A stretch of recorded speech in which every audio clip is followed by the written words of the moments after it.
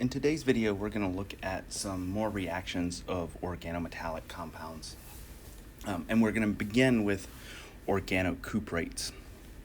We've seen organocuprates react with epoxides in a reaction like this, where we added, say, ethylene oxide in a first step, and in a second step, we added H2O, and that busts open the epoxide and forms this alcohol. So this vinyl group is right here, and then you've got 2 carbons represented as 2 carbons here, and it opens this up in some sort of nucleophilic attack. Organocuprates also react with organohalides to do a substitution reaction. They will react with a variety of organohalides, and we are talking about this now because we have just begun talking about electrophilic aromatic substitution, and so we know how to make bromobenzene here from benzene, and so now we can take an organocuprate, and we are just going to substitute the Br on benzene for this vinyl group here. And this will react with a variety of alkyl halides. So in this case, we have an aryl halide. It will also react with a vinyl halide to produce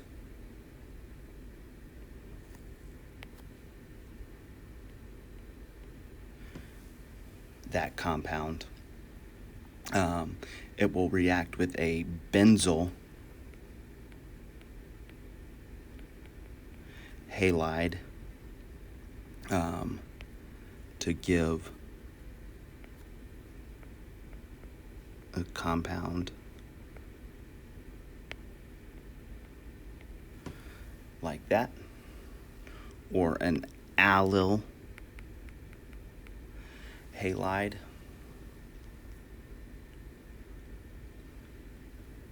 to give a compound that looks like that. A primary alkyl halide, so this is a primary alkyl halide, it will also react with to give a compound that looks like this. So organocuprates can be any organo or carbon copper bond. So in this case, I used an alkene, a vinyl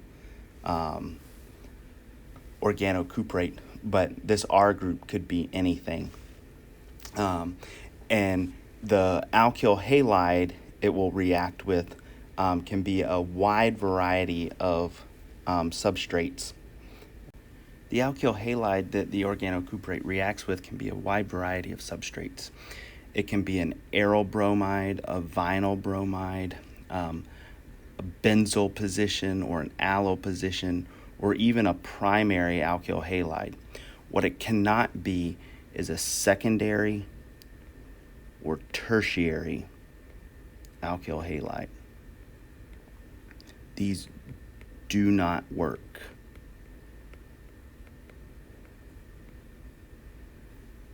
So primary alkyl halides work okay, but secondary and tertiary do not.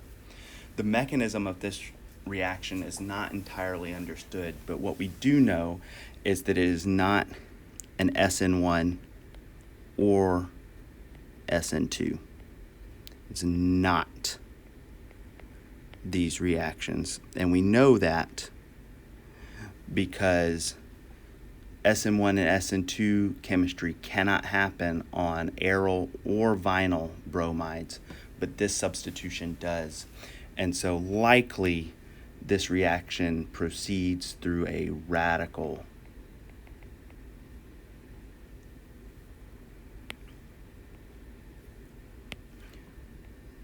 mechanism.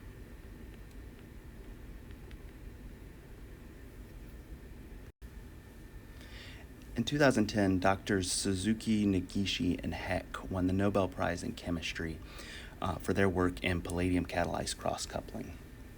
The general scheme of this reaction was to take some sort of organohalide, I'm going to abbreviate this as RX, and react it with an organometallic compound. I'm going to use R prime bonded to a metal M. These reactions use palladium as a catalyst, and they generate a new carbon-carbon bond. In general, R is either aryl or vinyl,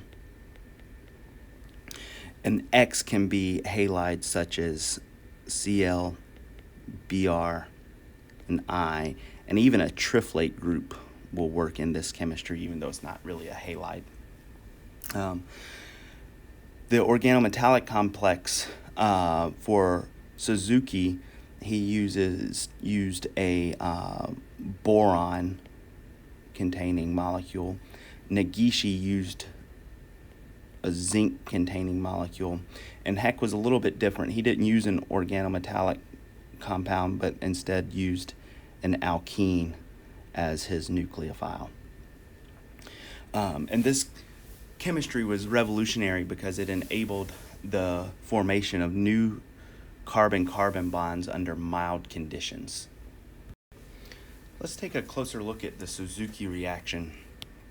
And so Suzuki used an aryl halide, such as a bromide, with a boronic acid ester as his organometallic compound. And so boron we're treating as a metal. It's really a metalloid, but we're going to call it a metal. And these reactions are catalyzed by a palladium with a ligand, L2. Generally, L2 is a phosphine ligand. One of the most common is triphenylphosphine. And some base, sodium carbonate, is a common base, but you could use other bases.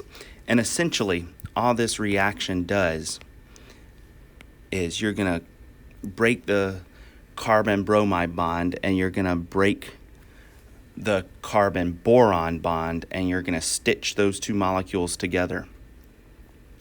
And so you wind up with this. Notice that the alkene geometry was trans over here, and it's still trans over here. That alkene geometry is conserved, so if you started with cis, you would get a cis alkene as well. If we look at this next example, the alkyl halide can also be a vinyl alkyl halide. So in this case, we have a vinyl bromide. And the organoborane can have an sp3 hybridized carbon attached to boron. And so if we do this again, we're going to break the carbon-bromide bond, and we're going to break the carbon-boron bond, and we're going to wind up with a molecule that looks like this. Notice again that the alkyl group that I attached went in the same spot that the bromine was, and so the alkene geometry is conserved on the halide as well as the boron. So to summarize the Suzuki reaction, the halide can be a chlorine, a bromine, an iodide, or even a triflate, even though that is not technically a halide. The R group on the halide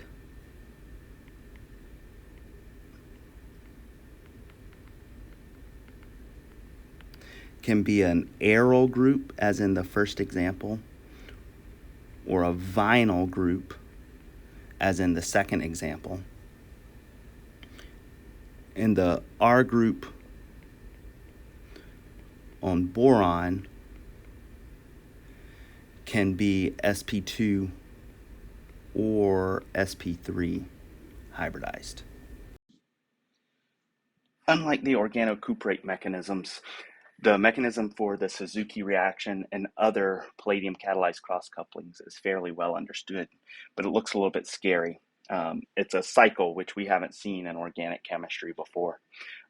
It might look similar to some mechanisms that you have seen in biochemical pathways, but instead of enzyme catalysis, this is transition metal catalysis.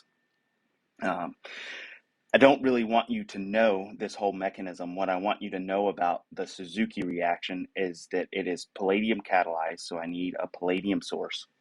I need to put in an organobromide and an organoboron, and I get out a new carbon-carbon bond.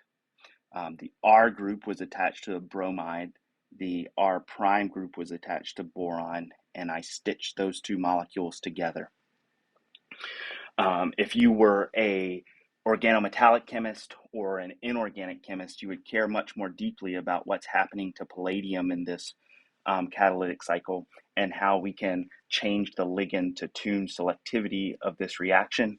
But for the purpose of this class, all you need to know is you put in a organobromide and an organoboron, and you get out a new carbon-carbon bond. Let's take a closer look at the Negishi reaction. In this reaction, we have a aryl triflate, and so in this case, we're using a triflate in place of bromide or the halide, an organozinc compound. Much like the Grignard reagent, zinc is 2+, and so along with the zinc, we have a halide and the chloride here. These reagents are made similar to the organocuprates, and so we would treat, in this case, the benzyl lithium with zinc chloride to get this organozinc compound. Just like the Suzuki reaction, I am going to break the carbon triflate bond, and I am going to break the zinc carbon bond, and I am going to form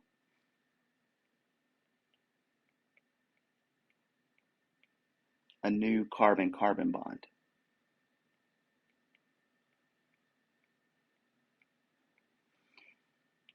Where this portion of the molecule came from the organozinc compound, and this portion of the molecule came from the triflate.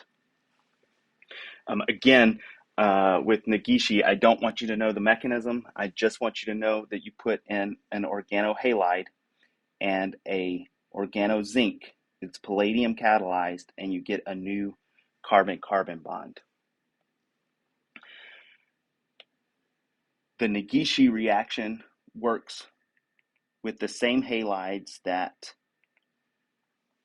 Suzuki works with, so chloride, bromide, iodides, and triflates. Again, fluorides are not very reactive in this chemistry, and so you won't see them very often. The organozinc compound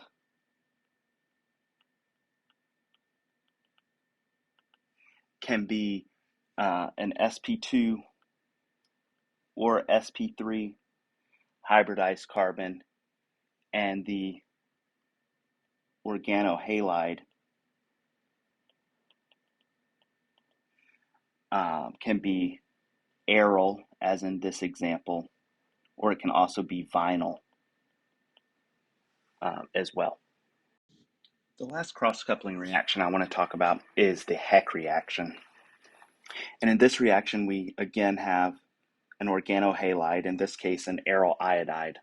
But rather than an organometallic nucleophile, we have an alkene as our nucleophile. And in this reaction, like before, we're going to break the carbon iodide bond. But we don't have a metal carbon bond to break, and so this time we are going to break a carbon hydrogen bond, and we're going to stitch those two molecules together to form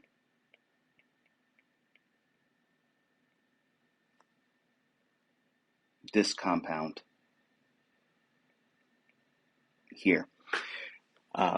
The Heck reaction is selective for trans alkenes, and so this is going to be the major product of this reaction. Like the Suzuki and Negishi reaction, the Heck reaction works with chlorides, bromides, iodides, and triflates as the halide. The alkene, sterically hindered alkenes work better.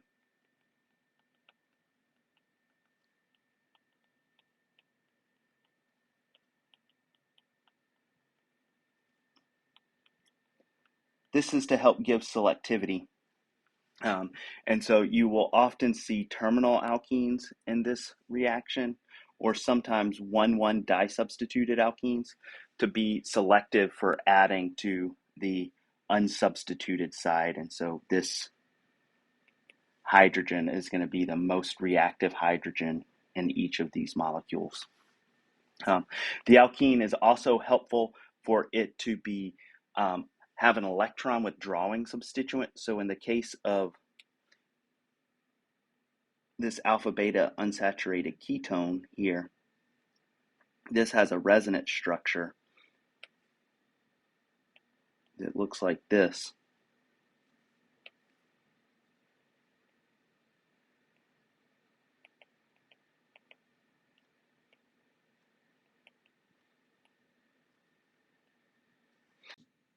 So alkenes that can put a positive charge on the terminal carbon of the alkene react faster and more cleanly than standard alkenes. Finally, the alkyl halide, the R group on the halide is aryl or vinyl, just like Suzuki and Negishi. Because we know how to install a halide on a benzene group, these palladium catalyzed cross couplings and the organocuprate reactions give us a way to quickly make substituted benzenes that were previously either inaccessible or took a long series of steps to get to. And so this is a very quick and efficient way to make complex molecules.